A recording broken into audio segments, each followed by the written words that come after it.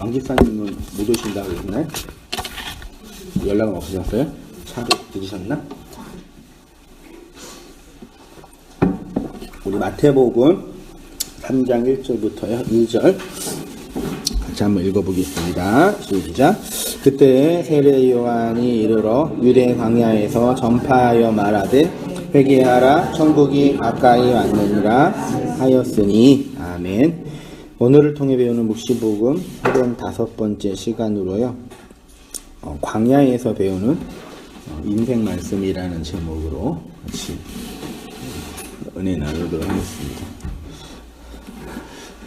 한번 앞뒤 옆분에게 인사 한번 나눕시다. 잘 오셨습니다.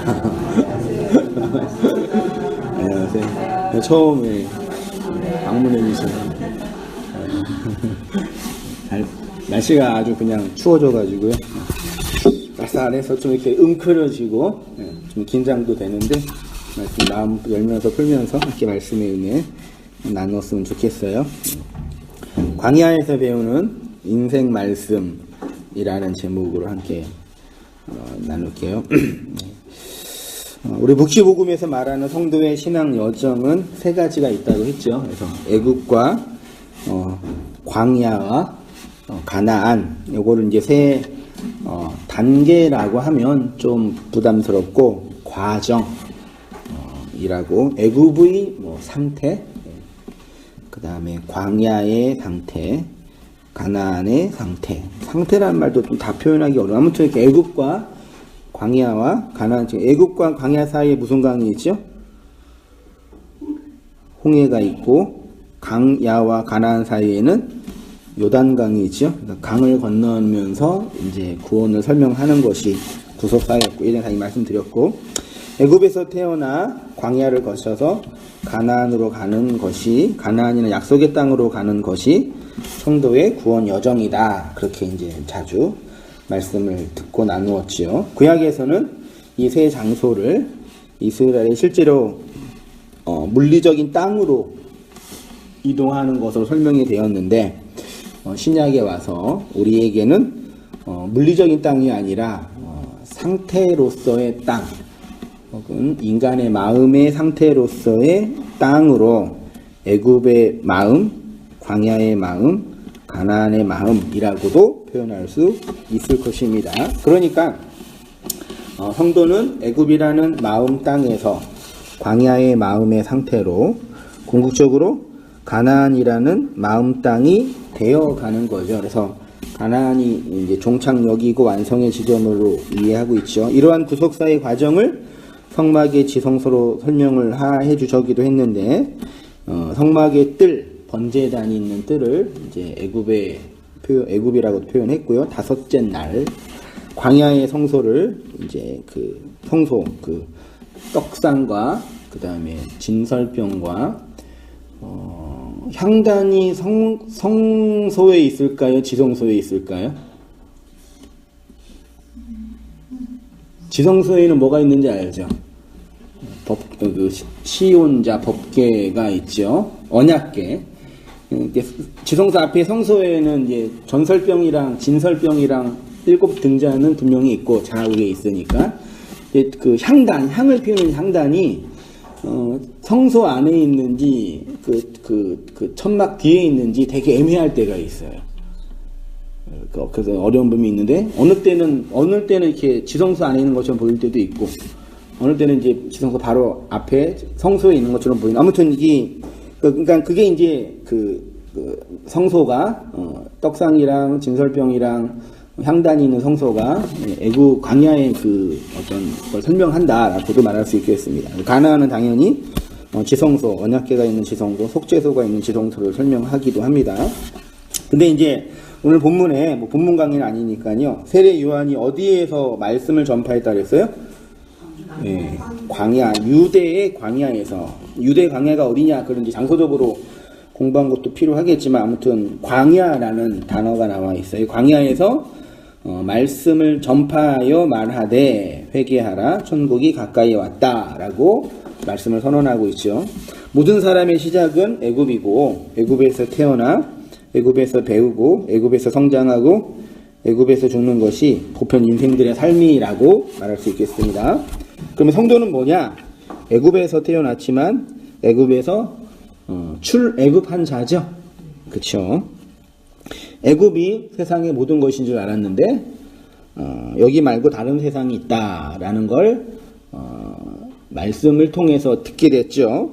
그래서 거기에서 하나님의 불가항력적인 은혜, 초월적인 능력으로 끄집어 나온 거죠. 끄집혀서. 그러면 이 애굽에서 어떻게 나오냐라고 할 때 세례 요한은 유대 광야에서 무엇을 했다고 했냐면 전파하여 말하되라고 되어 있네요. 전파하여 말하되. 여기 원문에는 케리소 레고라는 단어로 되어 있대요. 케리소 레고. 전파하다. 케리소 말하다. 레고. 케리소가 신약에는 주로 전파하다, 복음을 전하다라는 단어로 번역이 됐대요. 요 케리소의 명사형이 뭐라고요?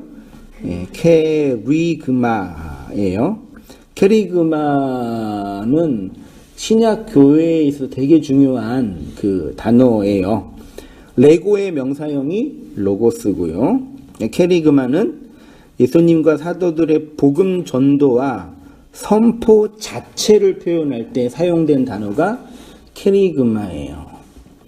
그리스도를 통해서 선포된 말씀 자체가 케리그마. 그래서 오늘날 이렇게 한국 교회의 현실, 정치적 현실과 이 상황적 현실을 보면 이렇게 하여튼 어려운 일이 너무 많이 있잖아요.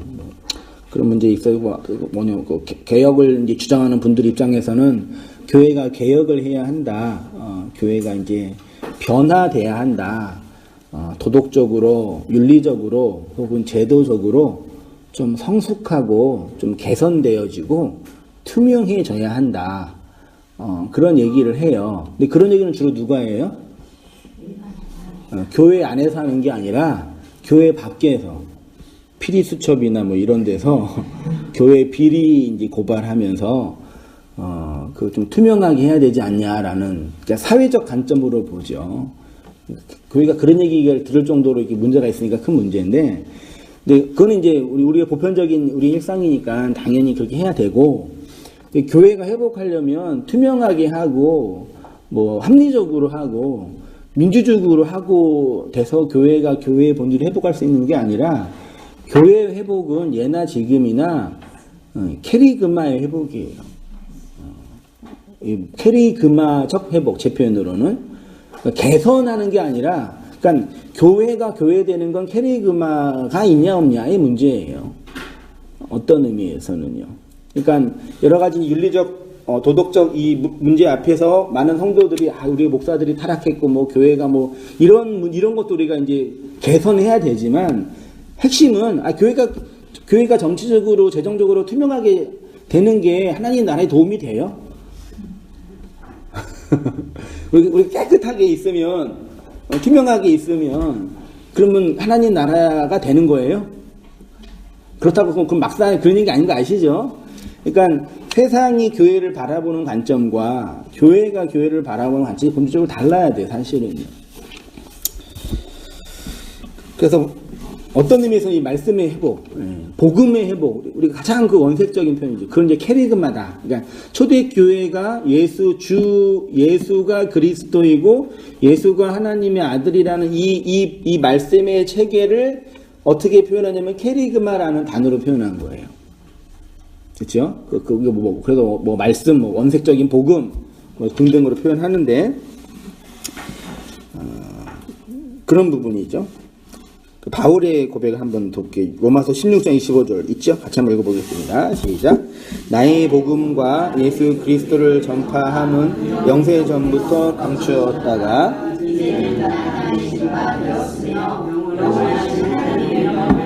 선지자들의 글로 말미암아 모든 민족이 믿어 순종하게 하시려고 신바 그 신비의 계시를 따라 된 것이니 이 복음으로 너희를 능히 견고하게 하실 지혜로우신 하나님께 예수 그리스도로 말미암아 영광이 세세 무궁토록 있을지어다. 아멘. 그렇죠? 요 캐리그마를 시간적으로 설명을 하면 로고스, 카이로스적 나타남이에요. 크로노스의 시간을 물리적 시간이라고 할 수 있는데, 이 물리적 시간 속에서 의미와 내용으로 주어진 영혼의 시간을 이제 카이로스라고 표현을 해요. 이 역사의 시간, 즉 크로노스의 시간, 율법의 시간 속에서 케리그마의 복음은 감추어져 있는데, 바울은 뭐라고 표현하냐면 이 복음을 드러냈다라고 표현하고 있죠. 그래서 그 드러내는 방식을 바울의 복음 전도의 방식을 나의 복음과 예수 그리스도를 뭐 하는 거라고요? 캐리스하는 거다. 복음이 내용으로 드러나게 하는 사역을 복음 전파죠. 근데 바울은 복음 전파 앞에 또 뭘 썼어요? 예수 그리스도를 전파한 앞에 뭐가 있어요? 나의 복음이에요. 나의 복음이요. 우리가 믿는 그리스도의 복음은 예수의 복음이에요? 바울의 복음이에요? 아니, 무슨 말이세요? 지금 여기서 나의 복음이라 하면 바울의 복음이죠? 우리가 믿는 이 기독교 신앙은 바울의 신학이에요? 예수의 신학이에요? 벌써 바울파와 예수파가 나누어지네요. 예수님은 신학이 있어요? 없어요? 예수님은 신학이 없어요. 예수의 그 어록을 신학적으로 정리한 사람들을 사도라고 하거든요. 그래서 우리는 바울이 해석한 예수를 통해서 예수를 믿는 거예요.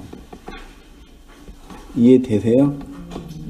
그래서 어떤 사람은 난 바울 싫다, 나는 곧바로 예수에게로 가겠다, 그런 분들 계시거든요. 그런 이제 신학적 그 하나님 말씀이 흐르는 전개의 과정을 무시하는 진정한 초월주의자들이죠. 이 점이 되게 우리한테 그 고민하게 하고 시사하는 바가 커요. 우리는 예수님을 믿는데 왜 바울의 신학을 따라가냐, 이렇게 바울에게 있어서 케리그마를 선포하는 행위 그 자체를 의미하는 것인데, 이 복음을 전하는 자와 복음의 내용을 분리할 수 없다. 이 페이지예요. 복음 전도에 있어서, 케리그마적 선포에 있어서 가장 중요한 것은 선포하는 자와 선포의 내용을 분리할 수 없다. 한번 들어보세요. 바울은 예수 그리스도를 전파했다고만 하지 않고 뭘 전파했어요? 그러니까 나의 복음과 예수 그리스도를 캐리스했다고 돼 있어요. 이 점을 기억해 보세요. 그에게 있어서 나의 복음이 곧 예수 그리스도라는 얘기겠죠. 바울에 있어서 나의 복음과 예수 그리스도는 분리할 수 없는 영역이겠죠. 여러분은 바울과 바울이 전한 복음을 분리할 수 있으시나요? 잘 들어보세요. 이런 질문 해보겠습니다. 하나님에게 있어서 중요한 것은 말씀 자체일까요? 말씀으로 살아가는 우리 자신일까요? 잘 보세요. 하나님 우리를 보실 때 제 자신이 중요할까요? 말씀을 담고 있는 내가 중요할까요?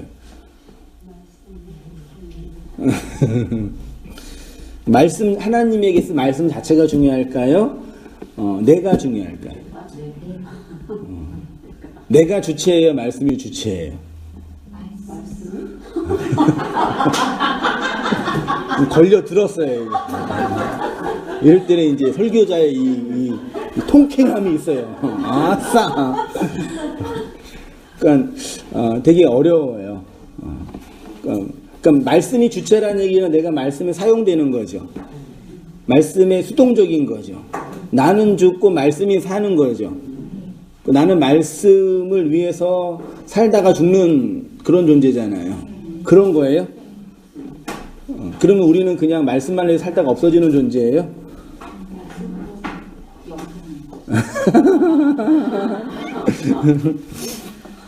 네. 쉽게 말해서 그리스도의 복음이 중요할까요? 그리스도의 복음을 믿는 우리 자신이 중요할까요? 이렇게도 질문할 수 있겠습니다. 하나님의 말씀은 우리 안에서 우리와 함께 역사할까요? 우리를 초월하여 우리 밖에서 역사할까요? 안에서 역사해요? 밖에서 역사해요? 물론 밖에서 역사하죠. 예. 그 나랑 상관이 없는 거잖아요. 그렇죠? 하나님의 말씀은 나와 상관이 없이 내 밖에서 역사하는 것이 아니라, 없다는 얘기가 아닙니다. 내 안에서 나를 통하여 역사한다 라는 거는 동의하시죠? 그러니까 하나님의 관점은 나죠. 그건 분명하죠. 근데 난데 나라는 존재의 독립적 주체성이 중요한 게 아니겠죠. 나도 나가 중요한데 나를 통해, 나를 인해, 혹은 나로 뭐 하시는 거죠. 그렇죠? 그래서 바울이 예수 그리스도만 전파했던 껍데기가 아니라 예수 그리스도의 복음을 나의 복음화한 자가 된 거예요.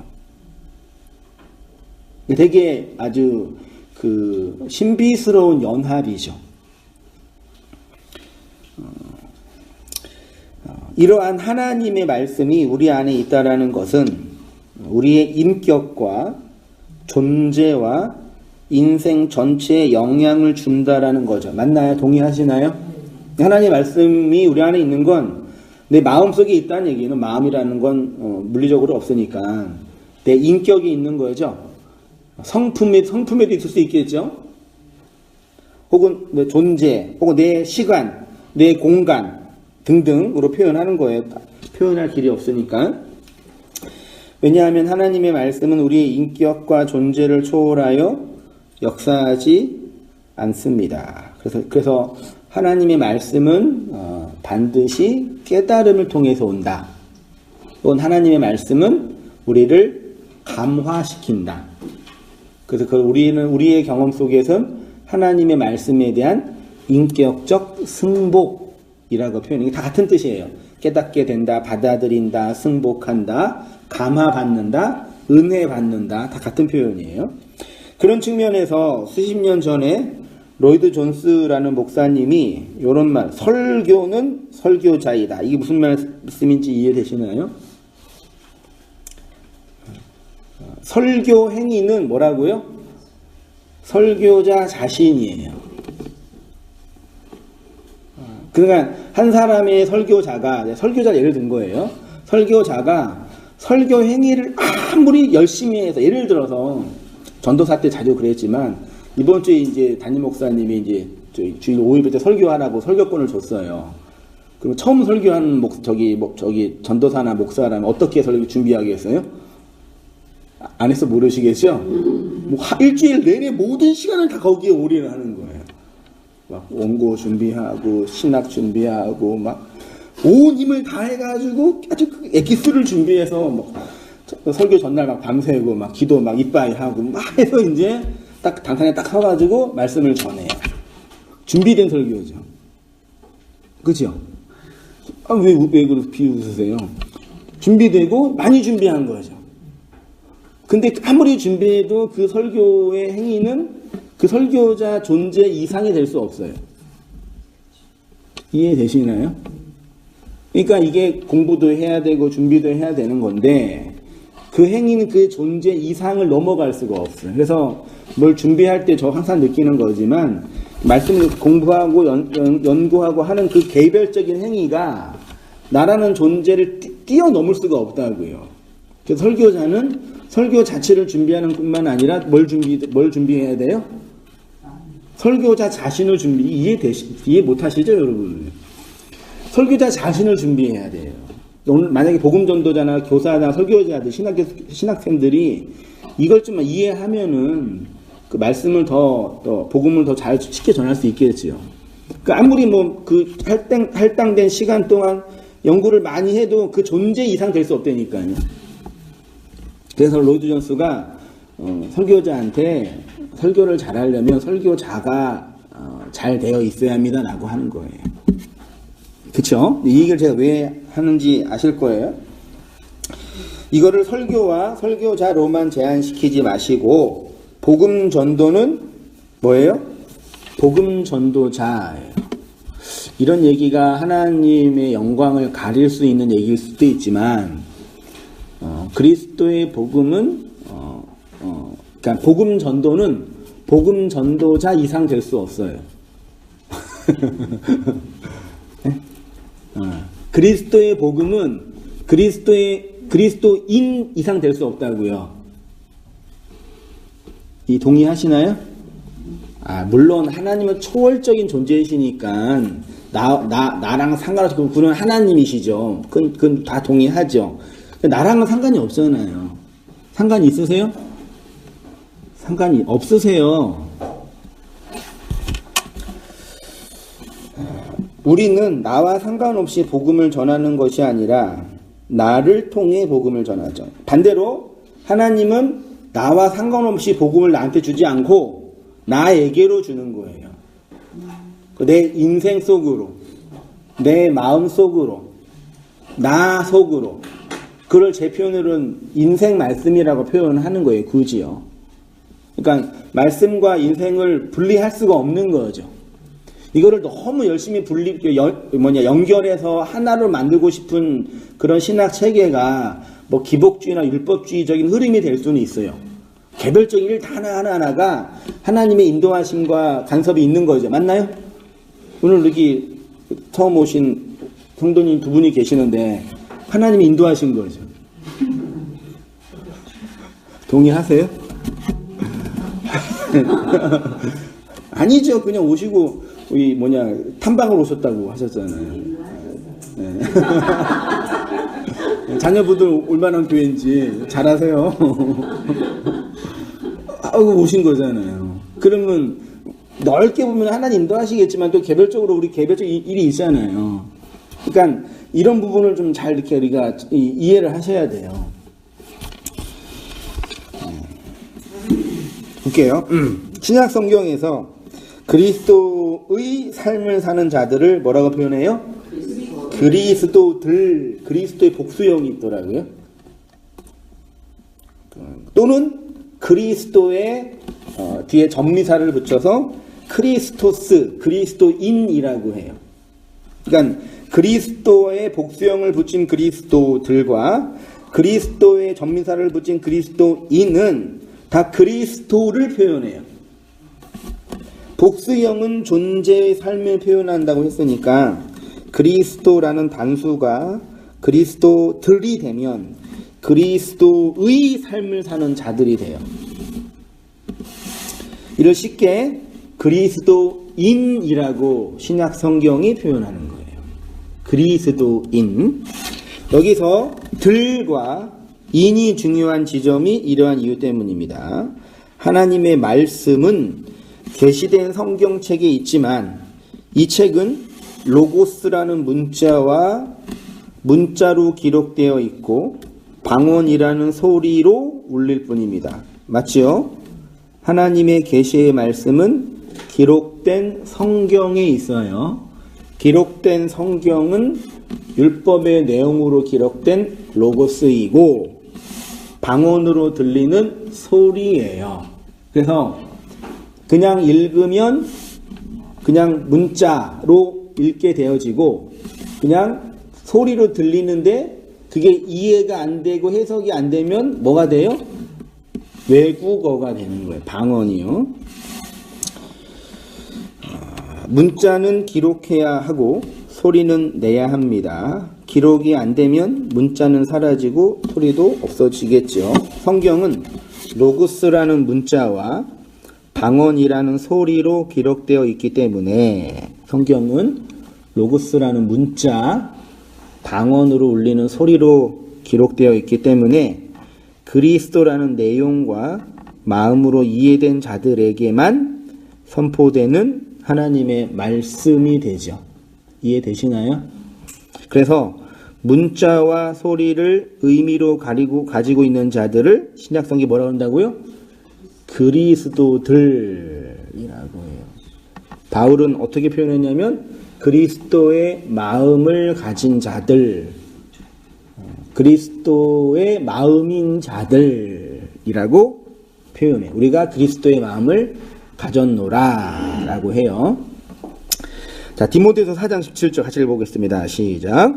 주께서 내 곁에 서서 나에게 힘을 주심은 나로 말미암아 선포된 말씀이 온전히 전파되어 모든 이방인이 듣게 하려 하심이니 내가 사자의 입에서 건짐을 받았느니라.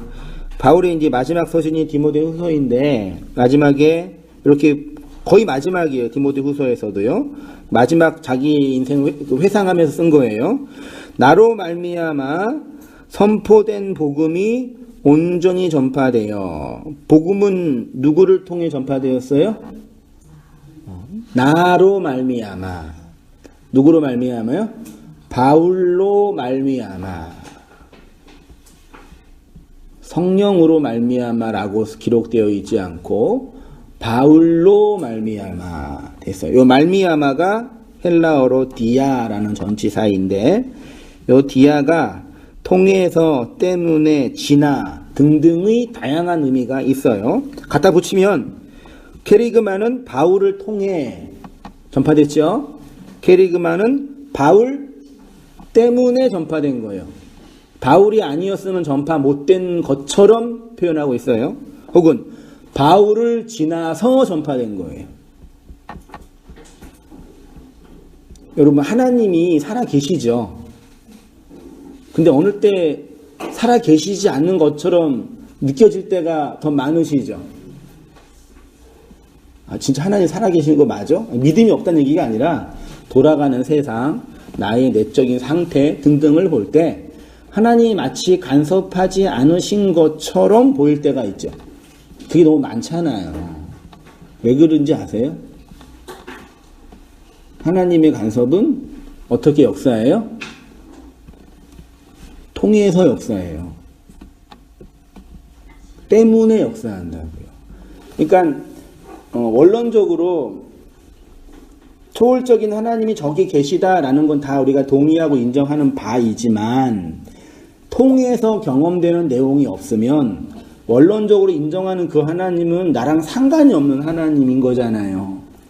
근데 우리의 인생과 경험 속에서 통해서 경험되어지는 것이 혹은 약화되거나 혹은 모르거나 혹은 망각할 때 하나님 자체가 없는 것처럼 느껴진단 말이죠. 그 케리그마는 바울을 통해, 바울 때문에, 바울을 지나서 전파되는 거예요. 이게 이제 바울 얘기인데, 우리 얘기로 이제 접목하면, 하나님의 말씀은 누구를 통해서 임해요? 나를 통해, 누구 때문에? 나로 때문에, 나에게로 임해요. 그게 하나님의 말씀화되는 성도의 인생 과정이라고 표현하는 거예요. 그 얘기를 해볼게요. 광야는 하나님의 백성을 훈련하고 연단시키는 곳입니다. 그러면 그 훈련과 연단의 내용이 무엇이냐면 말의 내용과 말하는 자를 일치하게 하는 훈련의 장이 광야입니다. 선포하는 자와 선포의 내용을 하나로 훈련시키는 곳이 어디라고요? 광야예요. 그러니까 쉽게 말해서 광야는 애굽과 가나안이 교착되어 있는 곳과 같은 장소예요. 어떤 의미에서는 쉽게 말해 말씀을 마음에 담은 자로 마음과 말씀을 일치하는 자로 훈련시키는 거죠. 훈련이라는 단어가 좀 이게 약간 율법적이고 기복적인 표현이기도 하지만 성경의 용어예요. 단련시킨다, 연단시킨다. 훈련은 되게 인위적인 느낌이 들지만 연단은 되게 신적인 느낌이 들죠. 훈련과 연단은 같은 단어예요, 사실은요. 우리를 훈련시키시는 하나님, 우리를 연단시키시는 하나님. 제자 훈련은 그 훈련을 이제 인간이 쉽게 이해하는 용어로 이제 만든 것 뿐이고, 그래서 이 훈련과 연단의 과정을 통해서 궁극적으로 하나님이 이끄시고 만드시고자 하는 것은 뭐예요? 말씀을 마음으로 담은 자예요. 신명기 8장 1절 같이 읽어보겠습니다. 시작. 내가 오늘 명하는 모든 명령을 너희는 지켜 행하라. 그리하면 너희가 살고 번성하고 여호와께서 너희의 조상들에게 맹세하신 땅에 들어가서 그것을 차지하리라. 내 하나님 여호와께서 이 40년 동안에 내게 광야 길을 걷게 하신 것을 기억하라.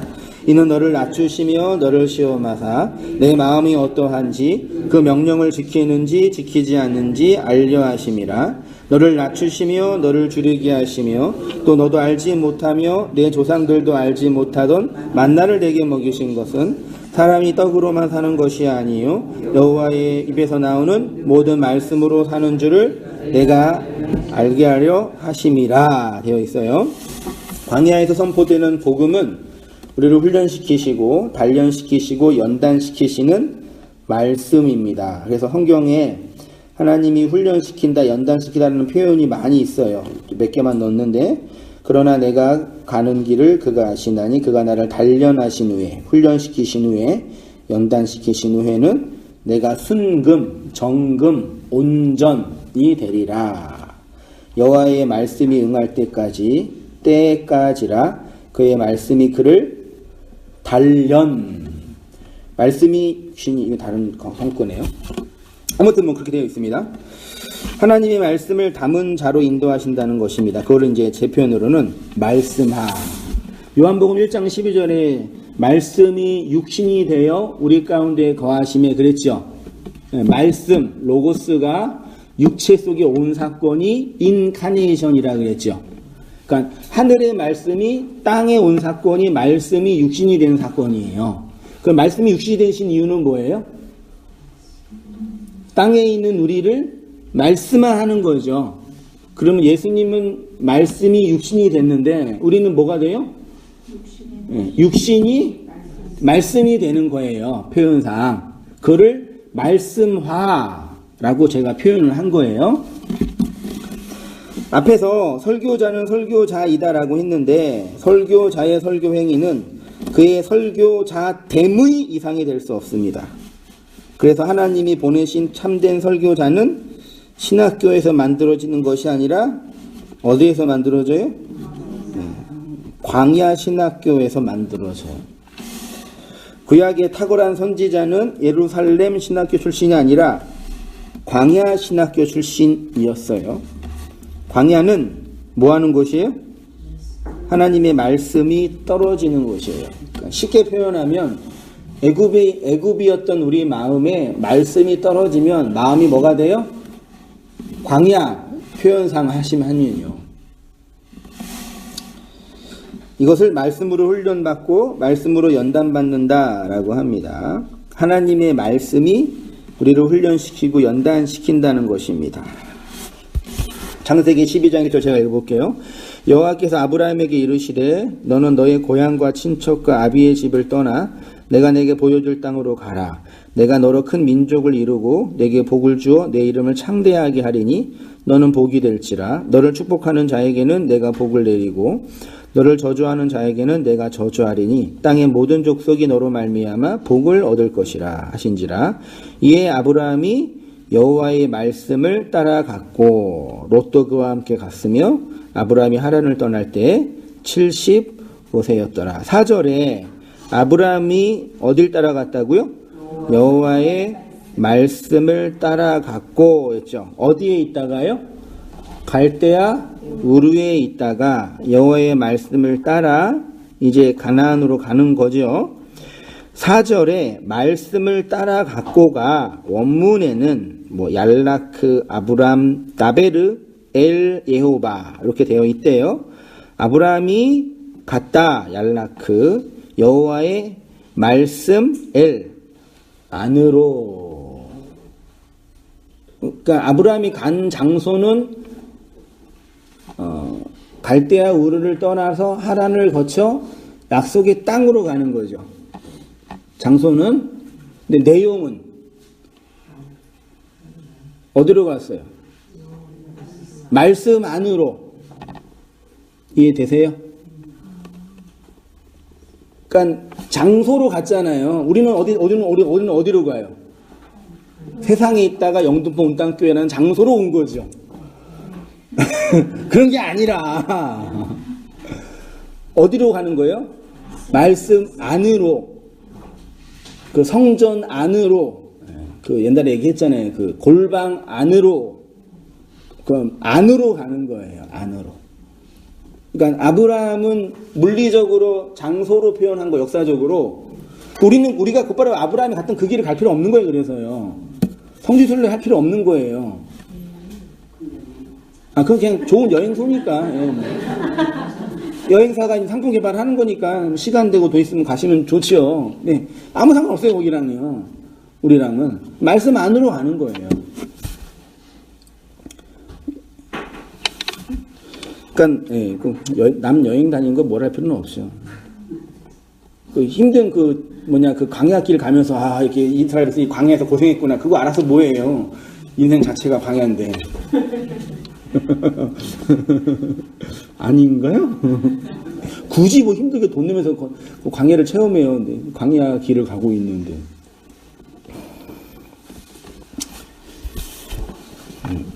내용은 말씀 안으로 갔다. 예, 그렇게 이해하고 싶어요.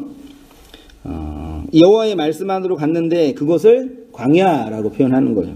이 광야에서 하나님의 말씀을 받고 그 말씀을 연단받는 과정이 12장 이후에 쭉 나와 있는 거예요. 아브라함의 인생 속에.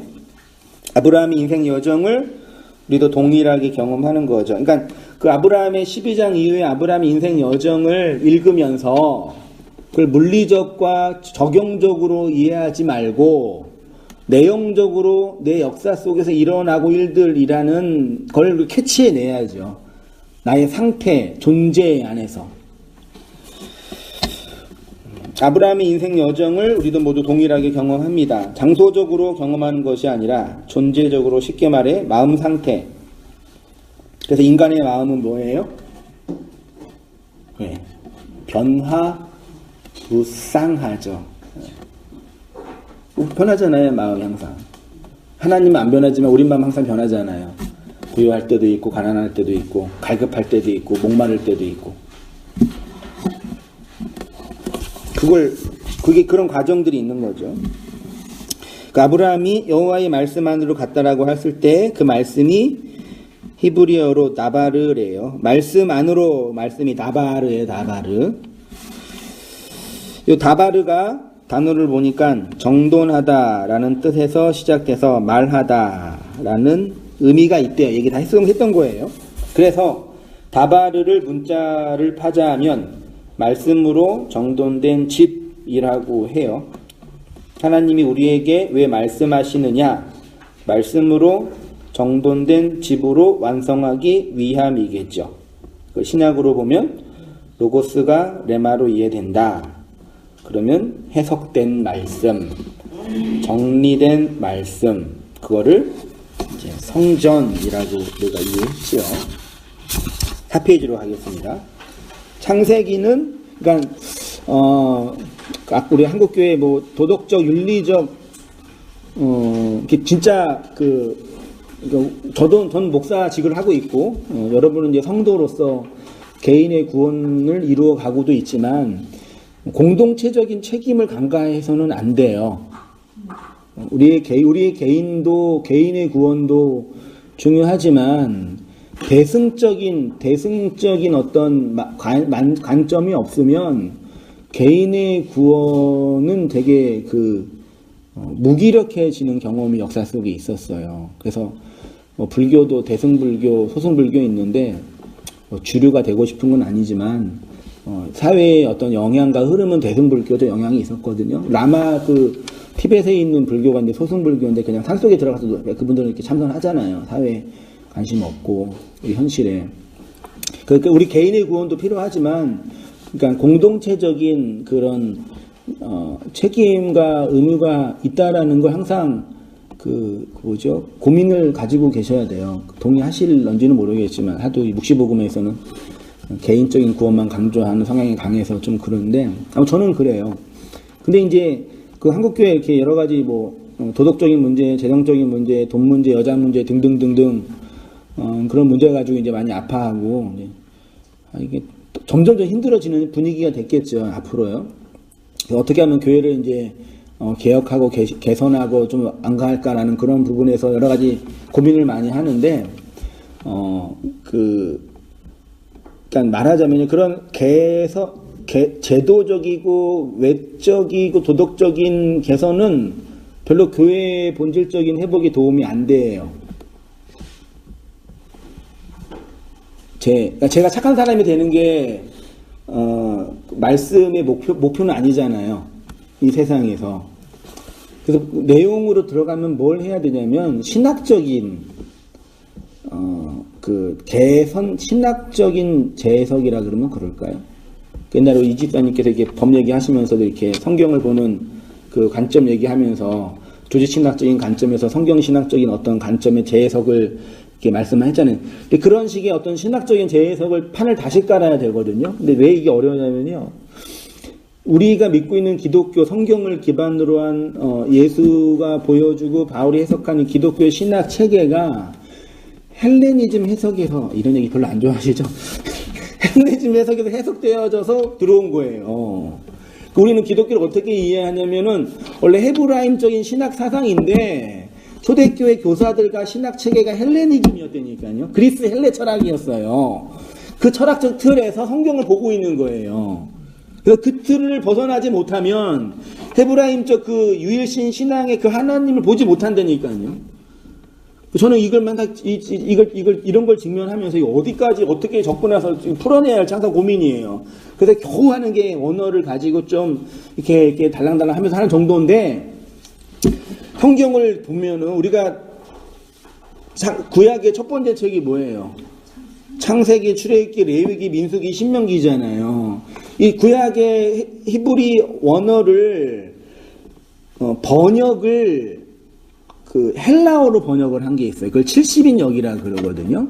우리가 지금 갖고 있는 영어 성경이나 한글 성경은 그 히브리적 배경 속에서 나온 해석이 아니라 헬라적 배경 속에서 나와서 헬라 철학의 기반을 가지고 그 사상의 틀로 해석된 신학이에요.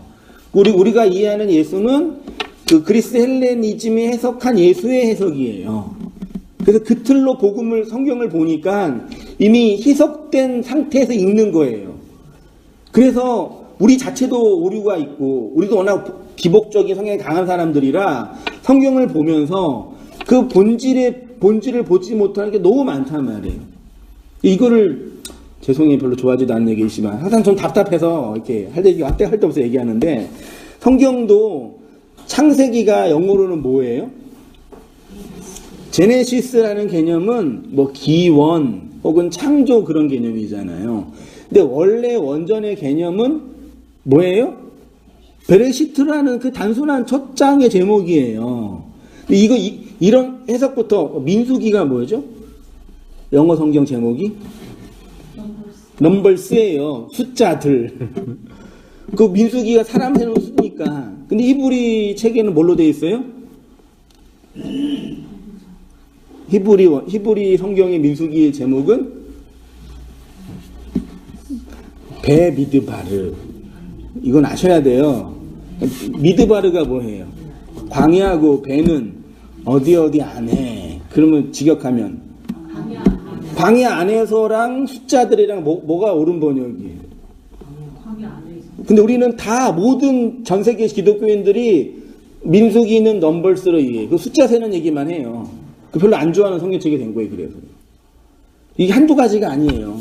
접근하고 들어가다 보면 이거를 다 이게 해석하려면 이제 성경 자체가 분해되는 것처럼 신학적인 많은 과부하가 걸려가지고 되게 어려워요. 이거는 어떤 학문적 체계를 가지고 차근차근 해석해야 되는데 주님이 이 세상이 없어질 때까지 가능할 일인지 모르겠는데, 아무튼 저는 그런 항상 그 답답함, 저도 잘 모르고, 또 알아야 할 거는 많이 있고, 또 말씀을 전한 성도들도 모르니까 이거 어디부터 어디까지 접근해서 어떻게 다뤄야 할지는 항상 고민인 거거든요. 제 개인적인 얘기에서 죄송해요. 4페이지 그 얘기 볼게요. 창세기는 베레시트로서 머리로 집을 완성하시겠다는 하나님의 의지가 담겨져 있는 책이죠. 출애굽기는 히브리어 성경은 세모트예요. 이게 이름들이에요. 12 아들의 이름들이 출애굽기예요. 레위기는 마이크라인데 그리고 그가 부르시다.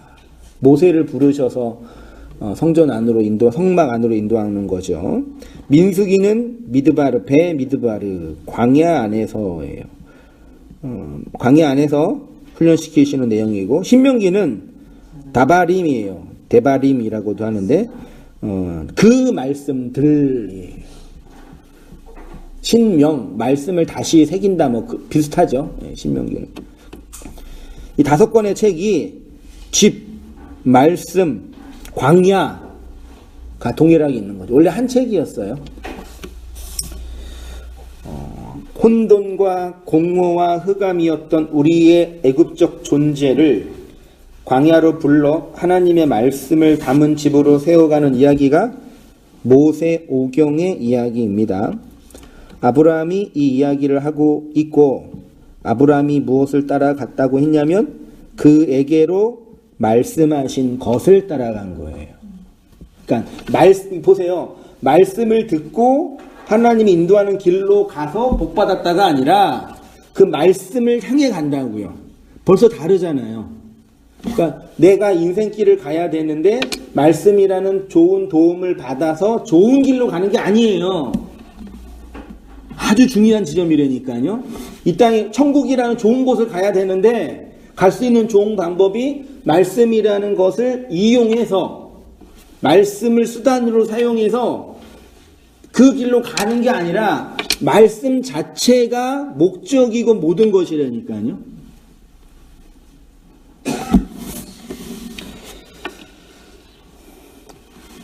그 말씀이 다바르요. 히브리어의 광야란 단어가 미드바르예요. 미드바르는 광야에서 말씀을 배우는 이야기가 민수기로 배 미드바르라고 했죠. 미드바르는 다바르 앞에 mem이라는 알파벳이 붙어서 장소와 내용을 의미하는 단어가 됐어요. 그래서 미드바르의 순수한 문자의 의미는 말씀이 있는 곳, 말이 흘러나오는 곳, 진리가 있는 곳이라고 할 수 있겠죠. 그러니까 미드바르를 역사적으로 광야, 들판으로 이해했는데, 이 미드바르를 로고스와 소리로 이해하면 뭐가 된다고요? 광야예요, 광야. 그러니까 미드바르 뭐라고요? 광야. 광야 하면 어떤 느낌이 들어요? 네, 힘든 거. 그렇죠? 근데 그거를 레마와 의미로 이해하면은 말씀을 배우는 곳, 말씀이 있는 곳. 그러니까 우리는 어쩔 수 없이 그냥 광야를 이룰 수밖에 없어요. 문자는. 그리고 광야 하면 생각하는 게 그런 거잖아요. 시내 광야, 이런 사막. 다 이해하잖아요. 근데 그 이해를 해석해서 이 장소적 의미가 내용적으로 이해되면 의미가 뭐예요? 말씀이 떨어지는 곳. 그게 로고스로 보여진 이 세상에서 내용으로 이해된, 레마로 이해된 양식이 된다라는 얘기죠. 그러니까 그렇게 말씀을 이해하면 굳이 광야, 물리적으로 보이는 인생, 광야의 길을 갈 필요가 없는 거죠. 제 입장만 얘기하면요. 왜요? 그 의미, 이 인생 자체가 광야이니까 이미 의미로한테 주어졌으니까요. 오늘 여기서 이곳에서 말씀 배우는 것도 허겁지겁하는데 굳이 뭐 가가지고 또 그냥 여행을 가려면 차라리 이게 하와이나 좋은 데를 가지. 발리나 뭐 또 좋은 데 없나요? 그래서 육체가 말씀이 되는 곳이 광야다. 그 성막이 어디에 세워졌어요? 광야에 세워진 거예요. 말씀이 육신이 때 우리 가운데 거하셨죠. 이 거하시가 성막을 치다 하잖아요. 그러니까 구약의 모든 선지자들이 여호와의 말씀을 받을 때 다 어디로 간 거예요? 그냥 광야라는 그 척박한 땅으로 가서 말씀을 받았다는 그 물리적 개념이 그들의 그 내적인 상태가 하나님의 말씀을 떨어진 그 상태가 됐는데 그거를 우리가 광야라고 표현하는 거죠. 메마른 땅을 종일 걸어가도 피곤해? 안 피곤해? 어떻게 안 피곤할 수가 있어요? 근데 어디 가사 부르면 신기하지 않아요? 그러니까 맨말은 광야를 건너 어떻게 안 피곤해요? 죽을 수 있는데. 근데 이 작시자는 알한 거죠. 인생 광야 속에 말씀이 떨어지는 그곳이 내 인생의 삶이라는 거죠. 맨말은 광야를 걸어가도 피곤치 않는 하나님의 말씀이 있습니다. 그게 광야에서 부어주는 하나님의 은혜인 거죠. 이해되시죠? 그냥 광야에서 고생하니까 힘내세요. 그 얘기 아니라는 거 아시죠? 잘 알아서 이해하세요. 난 몰라. 알아서 이해하세요. 뭐 여기가 광야란 얘기야, 저기가 가라는 얘기야, 뭐 하라는 얘기야. 그러시지 마세요. 나도 몰라.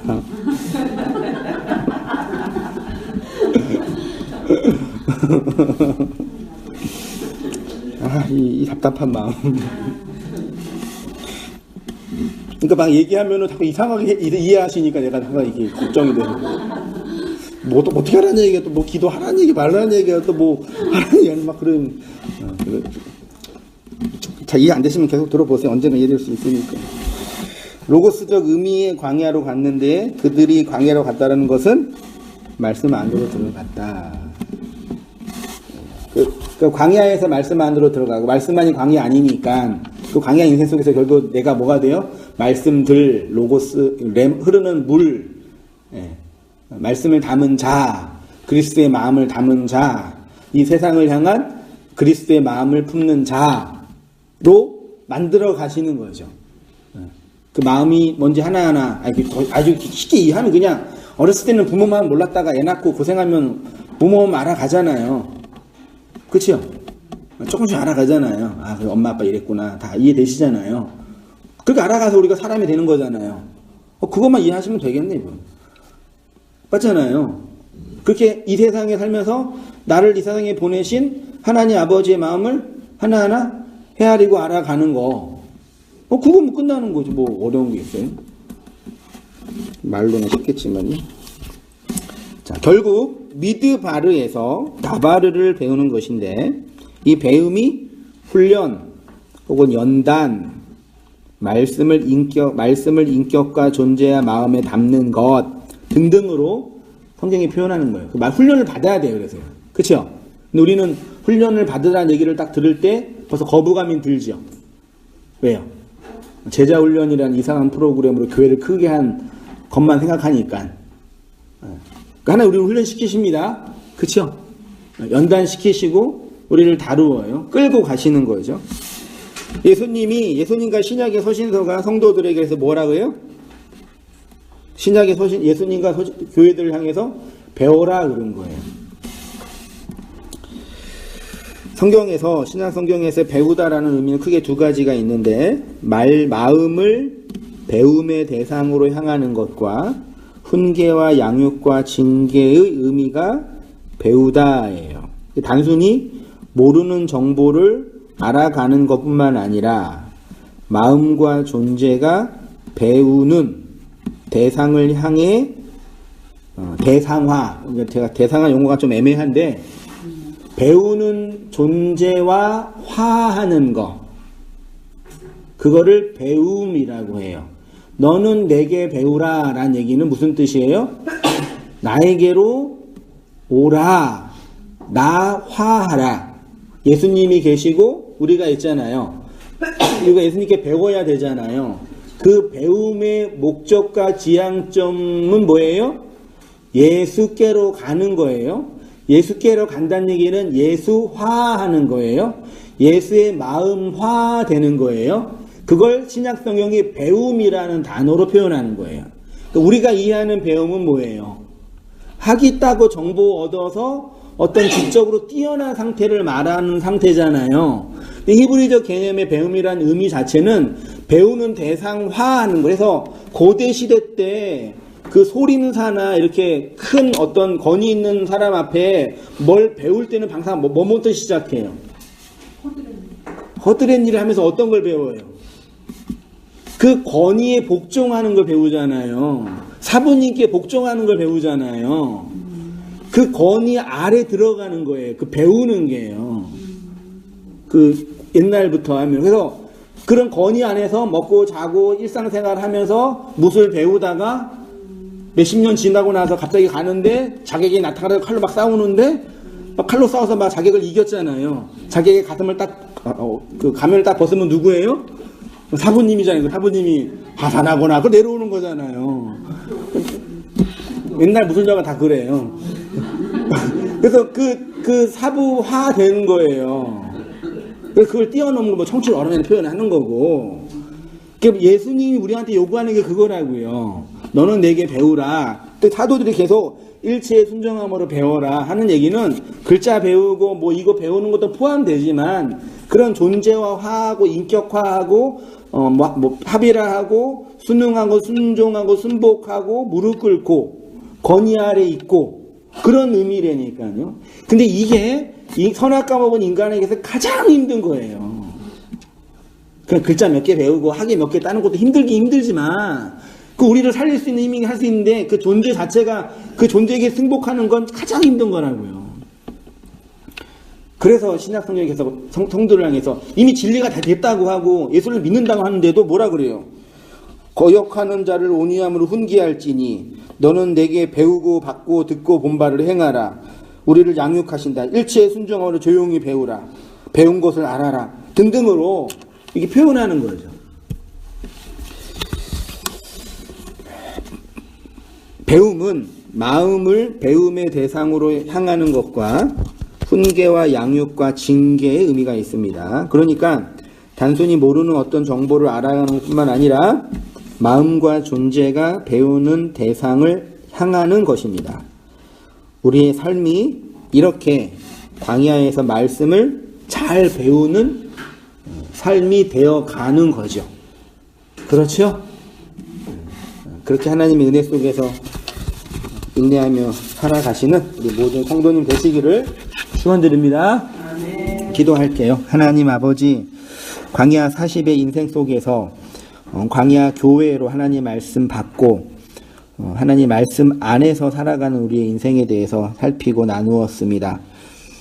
나의 복음과 예수 그리스도의 그 은혜를 전파하였던 바울의 고백처럼 바울을 통해 말씀하시고 바울 안에서 역사하셨던 것처럼 하나님이 나와 상관없이 내 인생을 관여하지 않고 역사하시는 분이 아니라 내 인생의 1분 1초 모든 순간 역사 속에서 말씀하시고 간섭하고 계시는 분이신 것을 고백하고 알고 있사오니 그 인생의 모든 과정 속에서 하나님의 은혜와 그 말씀을 담은 자로 오롯이 살아가는 저희의 모든 삶과 은혜가 되어지도록 주님 인도하여 주옵소서.